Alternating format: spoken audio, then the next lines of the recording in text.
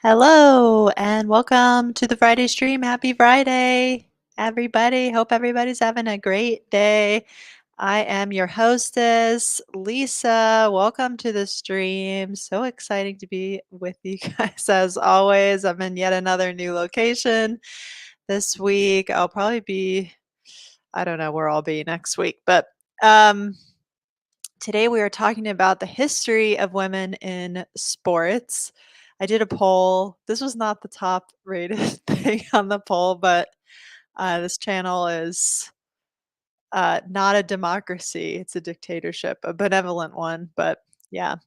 Welcome, Lily, Useless Strawberry, Julie, and Nix. A few people did say they wanted to talk about this topic, though, so I'm really excited for this article, learn something about the history. I think it's going to be very entwined with feminism and everything, because we're going to be going back to 1922, where, you know, what a different world it was for women. And hopefully this article can help us have some appreciation for how far we've come and to kind of re-energize us as far as feeling like fighting for our rights is so important and it's not something to take for granted, the things that women who came before us have done. So I just want to note that since I'm in this location, there might be people coming and going, not exactly in the background, but I will do my best to maintain concentration if that's the case. It's sort of in a busier part of the house here. So, anyways, yeah, I'm gonna jump right into the article. Welcome, Ballistic and Mel. In such a short time, remember, everything can change in just 100 years, and in this case, change for the better, right? Things have started to go a little bit backwards for women, and that's why I think it's just so important that we stay energized and, you know, stay talking about our rights. Ballistic says, I literally made art about this a few days ago. That's awesome. So, very cool. All right, let's get into it. Here we are. So the article is titled, They Called It Improper to Have Women in the Olympics, but She Persisted.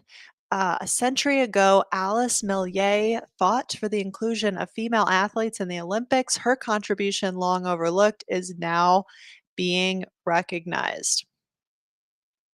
So interesting. They called it improper. I guess we're going to find out who the they is here. But, yeah, a lot of people were against women participating in sports and competing. And, both men and some women actually, too, just thought this was the wrong move for women, that sports was for men and this is not the right place for women. But why not? It was 1922, 2 years before the last time the Olympics were held in Paris. On a warm August day, about 20,000 people came to Pershing Stadium to watch 77 athletes in track and field, including a team from the United States. There was a parade of nations. So 20,000 people came to watch 77 athletes. Amazing. There were world records, there were 27 journalists and news coverage around the world. And at the start, a 38-year-old woman named Alice Milliat welcomed the world to Paris. She was the founder of the International Women's Sports Federation, known in her native France as the Fédération Sportive Féminine Internationale. Every competitor that day was a woman. I hereby declare the first female Olympic Games open, she said. Milliat was making a statement that echoes today. The male dominated world of the mainline Olympics, busy preparing for the Paris Games of 1924, ignored the 1922 event other than to complain about Milliat's unauthorized use of Olympics. They dismissed the rising idea that women should compete at all. How powerful. How powerful, like, it just took this one woman having this idea, like, we aren't gonna just step aside and be excluded. We can have this huge event, with 20,000 spectators and celebrate women athletes. It's so cool. Lily says, "Change doesn't happen unless women fight for it. I wonder where we'd be without Milliat." Yeah, I totally exactly. Where would we be without women like this? By the way, I always forget to mention this at the beginning, but the way this stream works is we read the article together and feel free to comment as we go, and I will highlight your comments and make my own comments as we read the article. The first Women's Olympics, held in Paris 2 years before the 1924 Summer Games were hosted in the city, attracted 77 athletes in track and field from several countries, including the US. So there are a couple women. I sent this picture to my friend Eighth before, and I got misty looking at this picture and thinking about all the people who really didn't want this event to happen and didn't want women to be included in competitive sports and in the Olympics. And seeing not only these female competitors, but the man who is timing the race, these men who are cheering on these women. And, it's, I don't want to make this like a hashtag not all men moment, but like it does take allies to make your dreams happen sometimes. The women are obviously the center of this photo and the highlight of this story.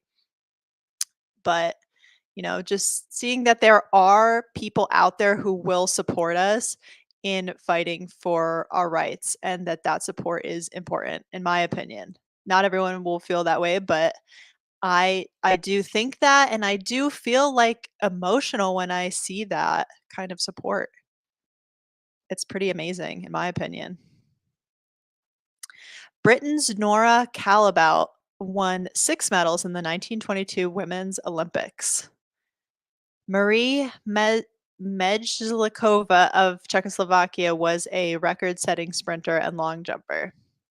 These women definitely have athletic physiques, but they are really different from the athletic physiques you'd see in women in track and field now, I think. And also, like, the equipment. Imagine doing track and field sports in these, like, little leather shoes and stuff like that.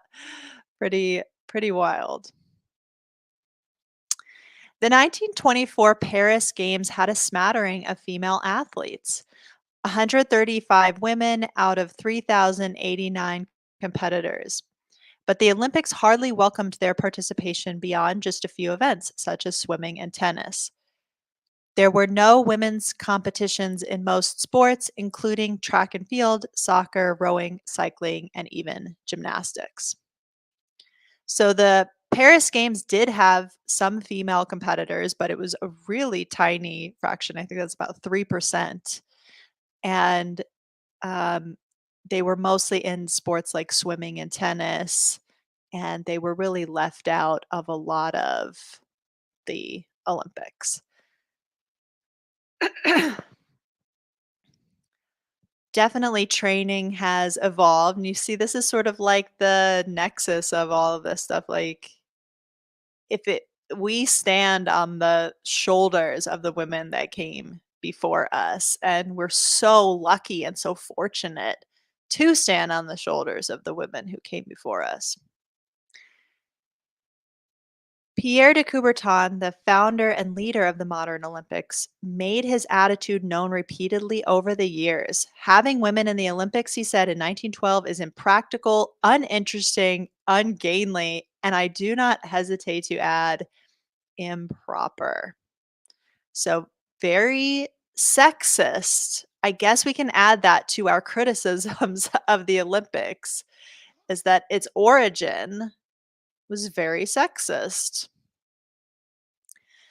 By 1928, his thoughts had not evolved. And also, we can look at the cultural context of all of this is women in the US gained the right to vote in 1920 and um into the in the 1930s and 40s they started becoming involved in like the war effort and it was not long after until they were entering the workforce and stuff. But at this period, yeah, it was like women's rights were at such an important point.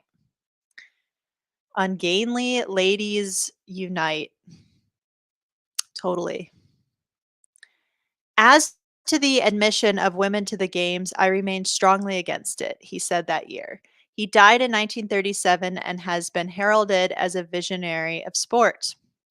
But in the end, well, 2024, Milliat won the fight over gender. This summer's Olympics are expected to be the first with as many female athletes as male ones. Yay!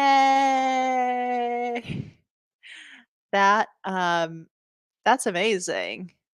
And why should not there be? Why should not there be? Dudes worshiping dudes, pretty typical.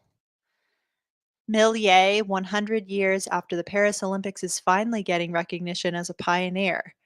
Billie Jean King of sorts for her age. Biographies are being published in France. A new documentary has been shown in theaters and on television. France's National Sports Museum in Nice has a temporary exhibition highlighting Milliet. A plaza outside a new Olympic arena was named for her in a predictably modern twist. Plans for the arena itself to be named for Milliet were upended when the naming rights were sold to Adidas. Ah, there you go. Typically modern twist. We, especially women, have to know her and celebrate her, said Sophie Danger, who wrote a biography of Alice Milliet. The archives of France's National Sports Museum, include the meeting notes from the International Women's Sports Federation, which Milliet led.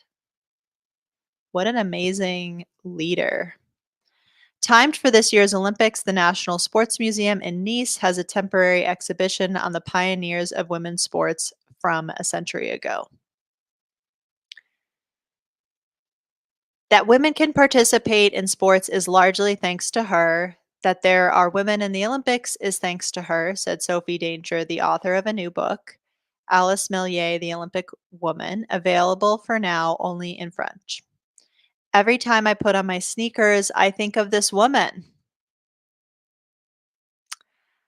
I think it's really good to, yeah, not take for granted what we have, especially those of us here who love to work out and do sports. Remember, not that long ago, women did not have that capability to participate.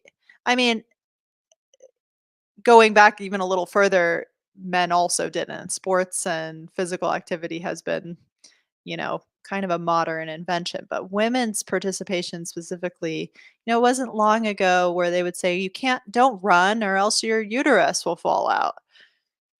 So to have these opportunities just in our own lives to lace up our sneakers and get out the door and go work out, that is such a pleasure, and it's such a wonderful thing to be able to participate. I really feel like women who don't exercise are just wasting a huge opportunity to experience something so wonderful that so many women throughout time did not have the ability to participate in that. And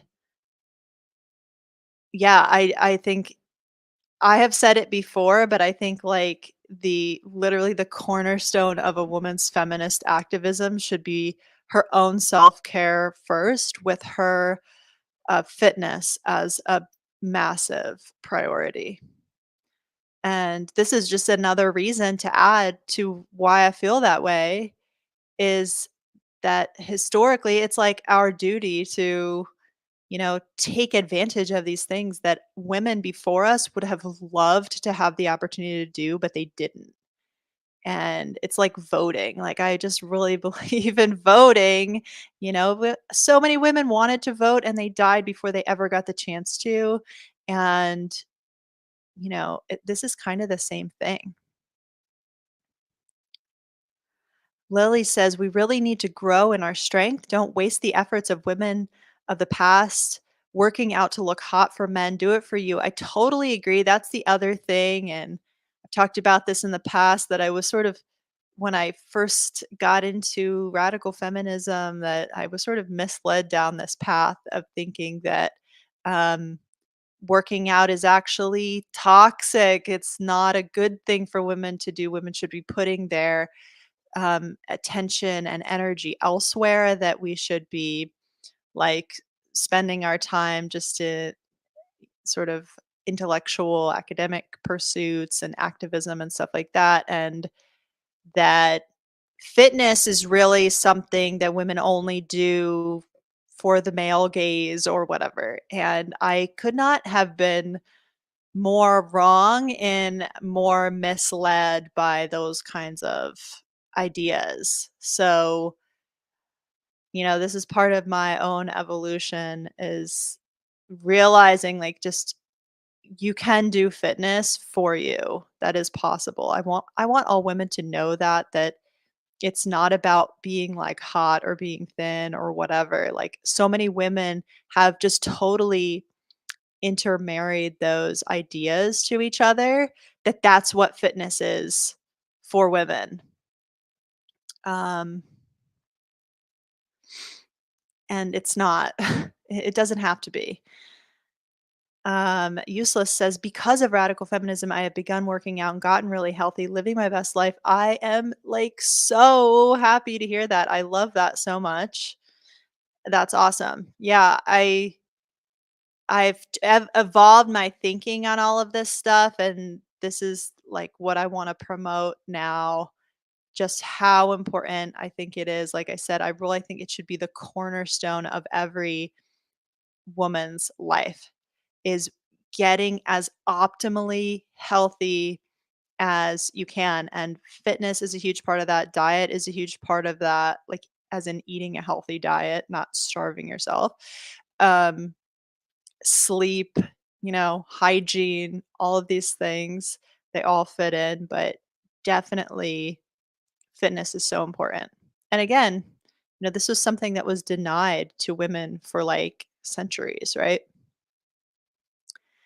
It is reasonable to suspect that among the more than 5,000 women expected to compete at the upcoming Olympics, that's a crazy number. Wow. Only a few have ever heard of Alice Milliat. Symbolically, she remains on the fringe of the Olympic movement, Danger said, which means the battle continues. Parity, Danger noted, is not equality. The battle is not just at the Olympics, of course. A very interesting, very feminist statement right there. Parity is not equality. Equality is not equity. I had a long conversation in person with a woman yesterday talking about equity versus equality and how important, women just because of our bodies, we are in a different place in this world because of men. And just having the same opportunities is not going to lead you to a state of equity. So, yeah, that's a separate topic, but very interesting topic. Some people want to control the body of women, said Anne Cecile Genre, a filmmaker behind the documentary Alice Milliat, Les Incorrects. She translates the title to The Unsuitables in English. Alice Milliat fought for control of their own bodies so women could be free and have control for the way they moved and the way they dressed. That's a universal thing. That's something women on the planet are still fighting for. Yes, I think this is such an awesome paragraph here, because there's also this, another way that fitness and sports participation, competition are so integral into the idea of feminism is because they are all about taking up space and moving. And those things have always been so constricted for women. We've always been told that we need to look a certain way, act a certain way, move a certain way, and make ourselves really small. And in order to participate in fitness, you have to have this sense of entitlement that I'm entitled to be doing this activity, especially if there are things that men are also doing. Why shouldn't I be doing it? And I'm entitled to move how I want and take up space. And it's such a good way to just practice that, like talking about praxis, it's a way to we can have these ideas, right? We can talk about this all day long. Oh, women should be able to take up space like a man. But it's a way to actually physically practice that and almost like get that muscle memory for like I belong. I'm entitled. Those are things that by exercising, by participating fitness, competing, etc., you are actually putting that like to work and having that just those ideas come off the page and out of your head and like physically doing it. And until you do that, this is why like I'm always I feel like I'm trying to target my message to women who are not currently exercising or hesitating to do it for some reason. Um because I feel like they have the most to gain from these ideas. Yeah, Lily says, and sweat and look rough and train hard. And those are still things that are seen as really unfeminine, right? Like sweating and looking gross and, um, pushing yourself to the limit to maybe where it's like physically uncomfortable. Those are things that are really seen as very unfeminine even now. And again, like the idea of a woman exercising now, it's so about like, oh, you should be in the gym in this perfect outfit with your hair and your makeup done and lifting your weights and whatever. And it's like, that's going to limit you in your performance. So, yeah. Do you know what I'm saying? I hope everyone's getting what I'm saying. Lily says, I stay looking gross after hit and it feels amazing. It just feels like this is just me. This is me in a sense at my best, right? Because I'm performing. I'm using my body that like this is what I am on this planet to do. So here is Alice Millier. Take a look at her for a moment, this pioneer of women's sports. Millier led the push for gender equality at the Olympics. At the 1924 Paris Games, fewer than 5% of the participants were women. The 2024 Olympics are expected to be the first with as many female athletes as male ones. So what a difference 100 years make. I think that Useless Strawberry said that earlier. 1924 to 2024. I didn't make the connection that it's like they're returning to Paris after 100 years, but yeah. D says, "Ga, I'm late. Welcome. Better late than never. Feel free to participate in the chat." The applause of women as a reward. I love this like heading to this section. That's a very intriguing phrase. Millier, born and raised in France, moved to London at 18 and married. She worked as a nanny and stenographer and took up rowing and other sports activities she saw few women do back in France. So she was definitely physically active in after having moved to London at 18. Her husband died unexpectedly, leaving Millier a childless widow, and she moved to Paris during the World War. It was the dawn of a new feminist movement across Europe. Slowly, women were getting the right to vote, men left to fight, women went to work, and assembled increasingly on playing fields and gymnasiums. In 1915, Millier became president of a local women's sports club. She co founded a national federation in 1917. Women's sport has its place in social life the same way as men's sport, she said at the time. The Olympics were slow to react to the women's movement. Coubertin often cited several reasons to keep women out. Having twice as many participants and events would be an organizational headache. Okay, that's like a total crap reason, right? Like, okay, so have fewer men and more women, or just get organized. It was inappropriate to see women competing in public. Why? The Olympics were a showcase of the best athletes, and women were not among them. Women compete relative to other women, and there are amazing women athletes. And the more women that participate in sports, the higher level that women's competition will get to. One reason, I will not deny that our bodies are different and women will never compete at the same level as men. But one reason for the gap being as large as it is, and it doesn't necessarily have to be that large, is that women are discouraged from doing sports. So there is smaller fields of women, and as a result, like less cream rises to the top, if you know what I mean. So, like, take basketball, for example. People always use this example that men's college basketball is so deep. Like, the 64th best team is still somewhat competitive with the top teams.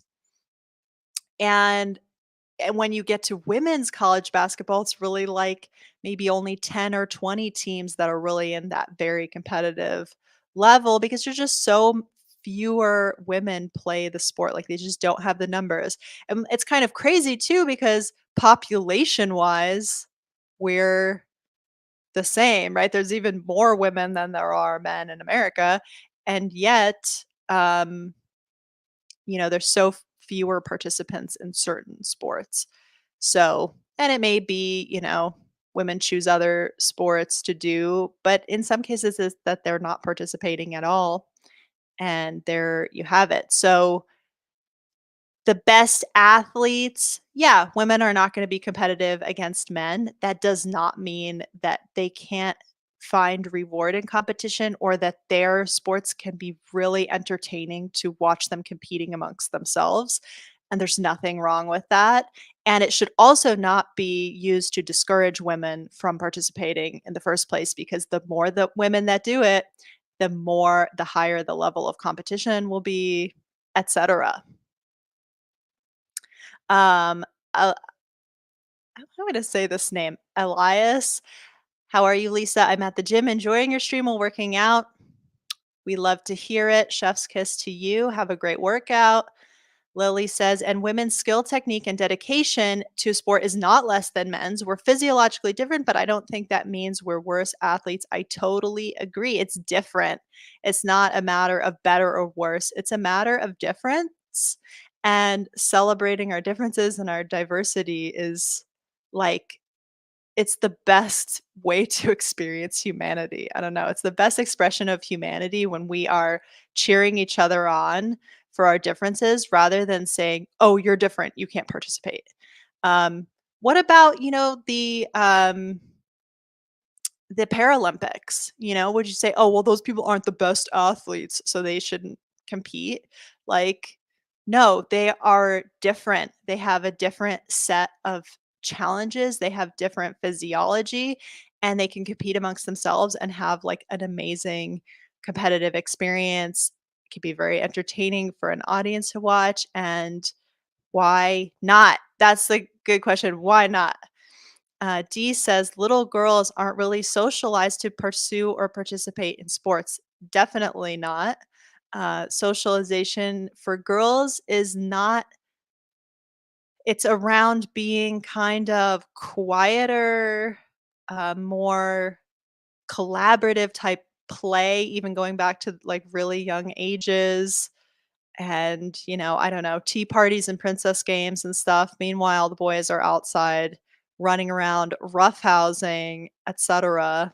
And yeah, socialization is definitely part of that too. I believe that we have tried and must continue to try to put the following expression into practice: the solemn and periodic exaltation of male athleticism based on internationalism by means of fairness in an artistic setting with the applause of women as a reward, Coubertin said in 1912. So, this is the attitude that people have had about women forever. They still have, is that women are there to be on the sidelines. I was thinking about this the other day, football and cheerleading.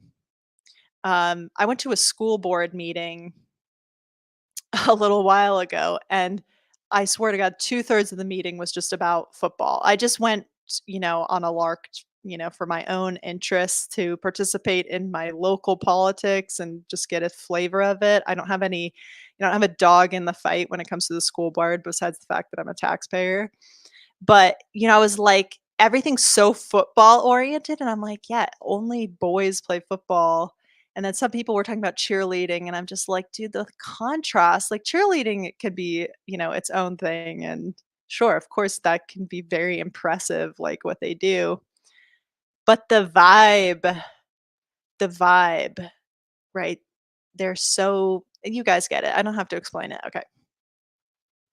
The applause of women as a reward. So that's women's place in Coubertin's society. Men are the actors, they are the active ones. Women are off to the side clapping, you know? It's kind of sick. It's backwards. Yeah, it's like 100 years ago. A lot of people still have this opinion though, and that's that's what gets me. Milliat wanted the same events for women as there were for men, including soccer and rugby. She began her push with track and field, known as athletics, since it was a glamour event, evocative of ancient Olympics. Coubertin's all male Olympic committee rejected the suggestion for the 1920 games in Belgium. Milliet pushed on. I believe track and field is referred to as athletics pretty much in the rest of the world outside of the US.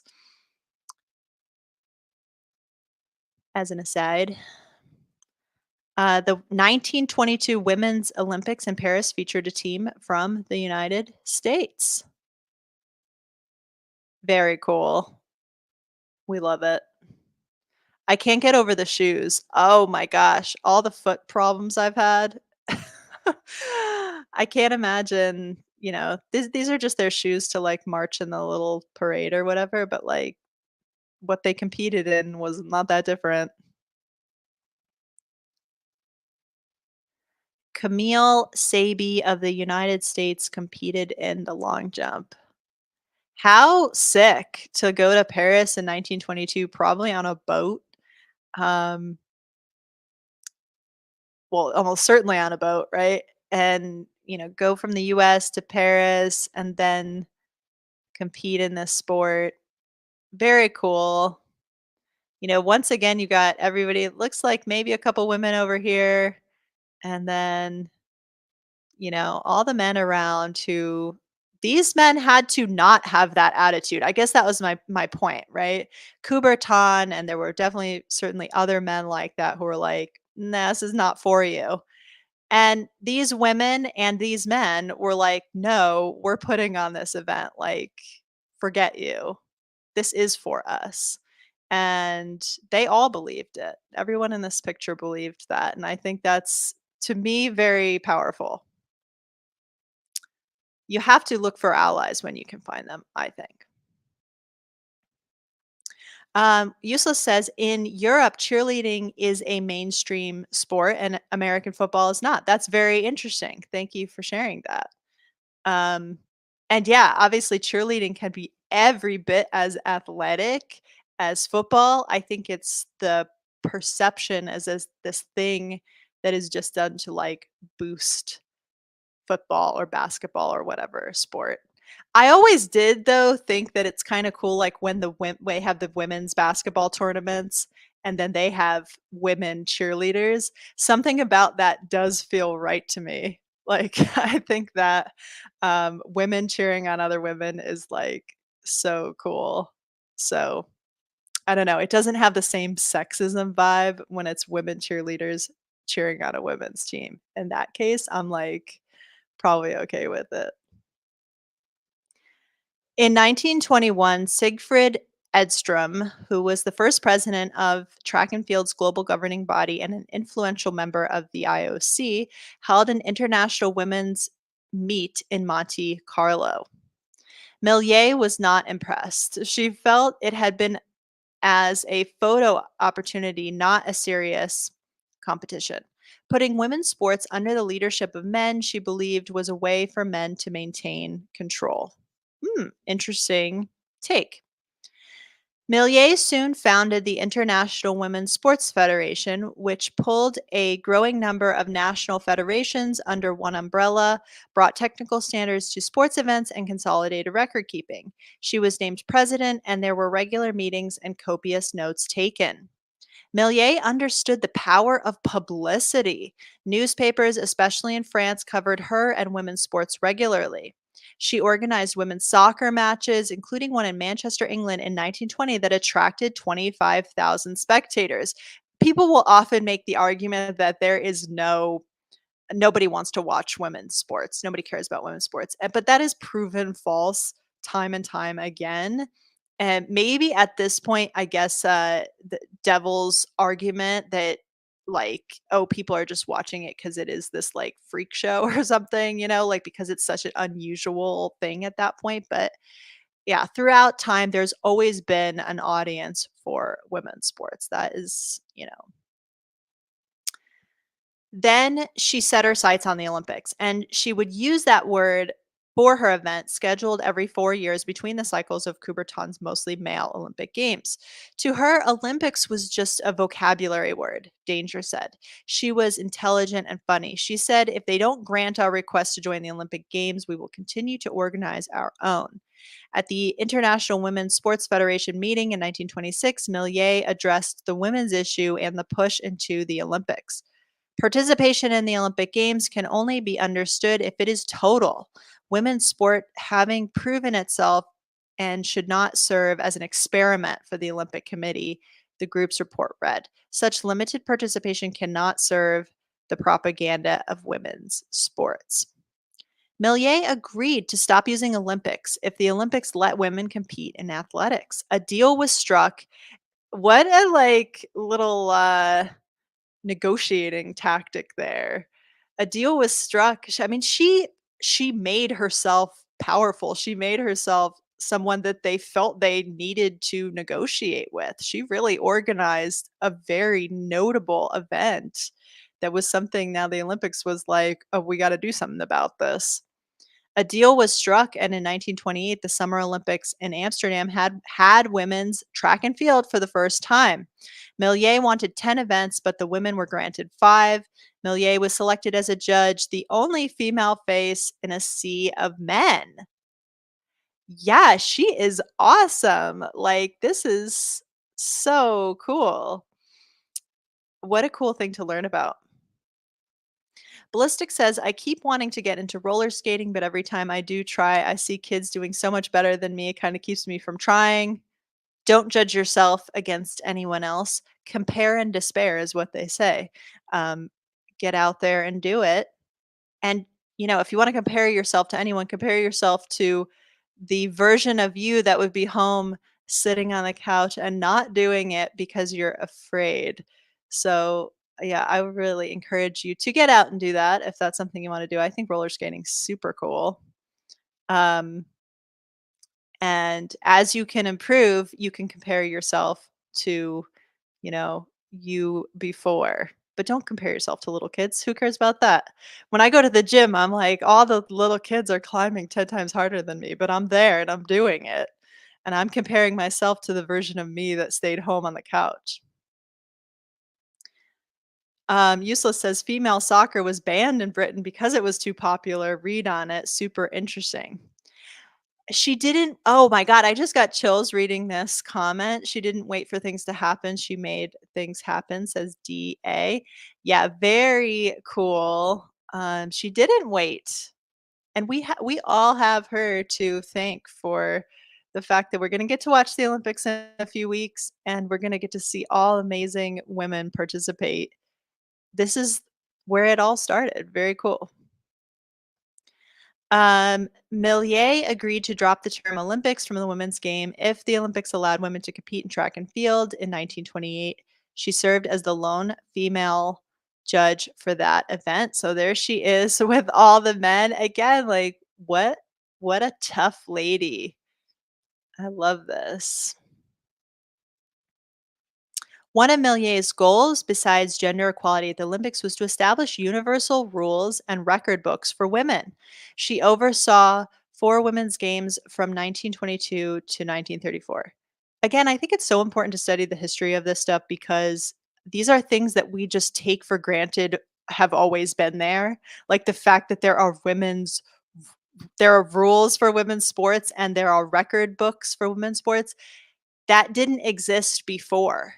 So it took women like Alice Millier to initiate that and get that put in place. And it's like, yeah, again, these are things that didn't exist before.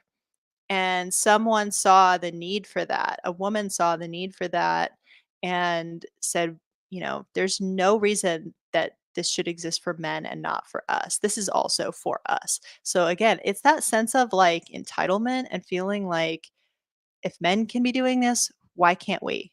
Just asking those questions like why isn't this for us? It's this is really about this is feminist activism. This is really about as feminist activism as it gets.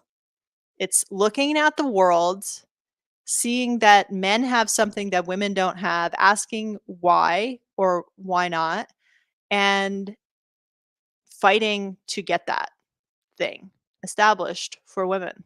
That's what feminism is. It's first of all, you have to find those differences and then you have to do something about it. Useless says, just seeing her there, goosebumps like we belong. She had the expression on her face too is like, there's no reason I should not be here amongst these men. I belong here. So, you know what? Pierre de Coubertin, who said women had no place at the Olympics, she fought to be there. 1928, she fought to be there. And she fought to bring women athletes there. Amazing. She set herself at the table rather than wait to be invited to it. She forced them to invite her to the table. And this is a woman, who was married at 18, moved to a different country. Like she was not a privileged person. And that's a great lesson too, that you know, she just made it happen. It's amazing. Ballistic says, my entire country was watching a young girl compete on skateboard at the last Olympics. I think she got second place, but she was great. Yeah, that's awesome. That's something I love about the Olympics is just, everybody from all different countries, like, rooting on athletes from their country and from other countries too. Like you have your favorites and everything. It's really cool. Um, D says, we need more real inspiring stories like this because we forget that we can still do something present day and keep progressing forward. Yes. Oh, I love this comment so much. Lily says this is also a lesson in believing you can make it happen and then going for it. You lose nothing by going for it. If you make it happen, amazing. If you don't, you went for it. And that in it of itself is something that many people are afraid to do. And it really says a lot about you and your character. But look at what she accomplished. Amazing. It was not without controversy. In the 800-meter race, the longest distance women were allowed to run, the first three finishers broke the world record. Several women dropped to the ground after the finish line. Sports writers wrote the scene was disturbing and the exertion was all too much for a woman to handle. Well, I will say the 800 is like widely considered the most brutal of the running races because it's not quite an all-out sprint, but it almost is, and it's long. The Olympics did not hold an 800-meter race for women again until 1960. Wild. It was not a scandal for the men to do the same thing, Danger said of the common sight of a runner collapsing at the race's end, but it was a scandal for women. Again, because our bodies are different, that's a fact, but they are also seen as different, so our bodies are different, true, but the perception of what our bodies are capable of has not always matched the reality. We are capable of a lot, but people tend to see women as weak and delicate and all these kinds of stereotypes that are just a hyped up version of the reality that our bodies are different. The attention sparked a backlash. Milliat was lampooned in newspapers and editorial cartoons. Not surprised. She persisted. There were all-female games in 1926 in Gothenburg, Sweden, 1930 Prague, and 1934 London with more than 300 participants. They were officially called the Women's World Games, though some in the media, including the New York Times, referred to them as the Women's Olympic Games. But the wave of feminism slowed in the 30s among a global depression, build up to the Second World War, which canceled the Olympics in 1940 and 1944. International sports federations were more inclusive of women but were run by men, exerting the kind of soft control that Milliet had feared. In 1934, so it's important not just to have women participating, but also to have women in leadership positions. Um, if men are in all the leadership positions and women are participating, that's really not good enough. Women need to have that representation in leadership. In 1934, the IOC considered eliminating women from the program entirely. Women retained their meager place by a 10-9 vote. Growth in women's sports tended toward what were seen as more feminine pursuits like gymnastics and ice skating. Any semblance, which are like brutally hard too. It's not like I think that's kind of funny too, right? It's like they're seen as feminine because they're more about like style and grace and technique, or like they have that element, but they're still extraordinarily physical sports. So that's kind of interesting, like that men's sports, they don't have that like gracefulness element to them. Any semblance of parity has been slow. In 1960, at the Rome Olympics, barely 1 in 10 athletes was a woman. So at that 1960, that's not that long ago. Um, Only 10% of athletes were women. At the 1984 Los Angeles Games, it was fewer than 1 in 4. In Beijing, it was just over 40%. So this idea now, when you will probably hear people talking about it with this Olympics, this idea that there's parity now in participation. I didn't realize that, like, even as recently as like 1984, that it was only 25% were women. This is a huge deal. And it's just something to remind ourselves to not take this for granted, because it was not always this way that women were participating as much as men. Lily says, by the way, please like the stream, friends. Yes, definitely hit the like button, whether you're watching live or you're watching in the future. Make sure you like the stream. It really helps me out a lot.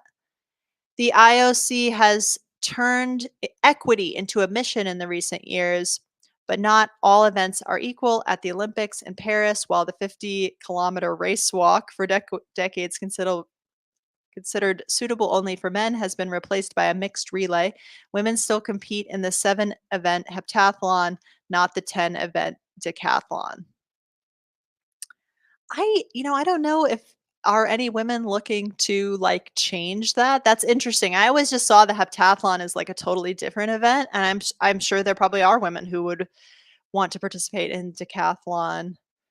They're both so grueling as far as training and competing goes. It's like, I mean, yeah, I personally can't imagine it, but I'm sure there's women out there who would want to do that. Yeah, why not? If men are doing it, why not? Um, Race walking is such a goofy sport. It's really, like, just conceptually, it's very goofy, just have to say that. "I never realized what women had to fight for," said Genre, the filmmaker. "I was born in the 1980s, so was I, and that wasn't a fight for me. I didn't know that women's boxing wasn't in the Olympics until 2012, and the marathon 1984, that was after I was born. That's crazy for me. I thought there were women's sports from the start." This is the importance of studying our history. Milliet resigned from her position and the International Women's Sports Federation faded away. She died in 1957, rather anonymously. Even her neighbors, a researcher later found, did not know about her role in sports. But historians continued to excavate her contributions. The Alice Milliet Foundation, dedicated to women's sports, began in France in 2016. Gyms and streets have been named after her in recent years, and this year, for the first time, the Olympics may have as many female athletes as male ones. Yay! Milliet, once a competitive rower, died in 1957 with little notice. Her contributions to sports, long overlooked, are now being heralded in places like France's National Sports Museum. Very cool. "I hear it everywhere and people are congratulating themselves," Genre said. "I'm sorry to be negative about it. It's good news and probably Alice Milliet would be proud, but if you look at the people surrounding the athletes, the coaches, the judges, and the federations, they are still mostly all male." So again, having women in those leadership positions and how important that is. Women across sports around the world are still fighting for access, pay, and even the way they can dress. We, especially women, have to know her and celebrate her. Danger, the biographer said of Milliet, she is a role model and there is still a fight. What an awesome article. You guys, I am going to have to end the stream. Um, now, I normally would go a little longer. I actually have a second article too, but I appreciate you sitting with me for this story and how wonderful it was. So thank you. Definitely please like the stream. I will be back next Friday. And thanks for all of your comments as we went. And yeah, this one was short and sweet. So take care. I will see you guys next time. Bye and have a great weekend, everybody. See ya. Bye.